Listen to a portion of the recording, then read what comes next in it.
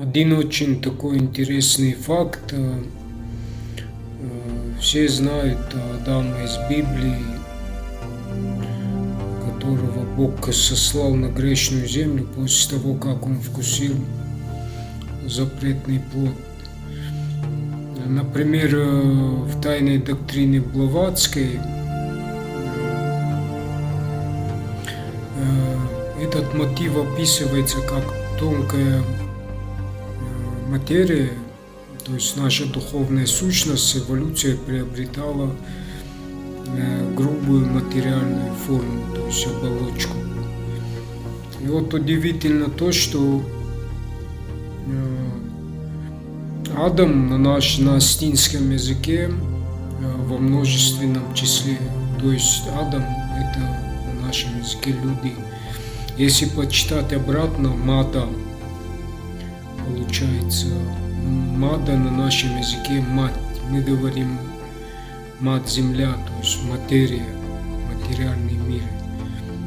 И вообще вся древняя символика, допустим, крест символизирует дух во плоти, как Иисус. Если взять вообще наши все термины в культуре, такие как наше самоназвание нашего народа, осетины, асы или нарты. Арт – это в нашем языке огонь и обозначение Духа Творца Вездесущего, то есть Дух во плоти. И если провести аналогию между Иисусом, нартом, нашими другими самоназваниями, ас или терминами, такие как Воздан, Ахдау, Артдау, то там везде будет символизировать первый элемент – огонь, то есть дух. Раньше у древних, наверное, не было такого названия, как энергия, поэтому они это называли огонь, то есть дух. Дух Творца – это и есть Творец.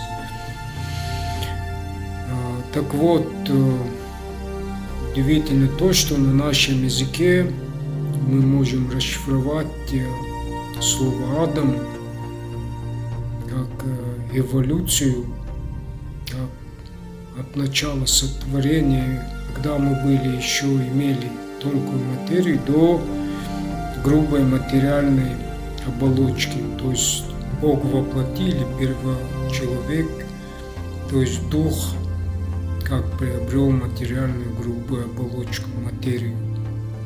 И мы это можем на своем языке расшифровать астинском.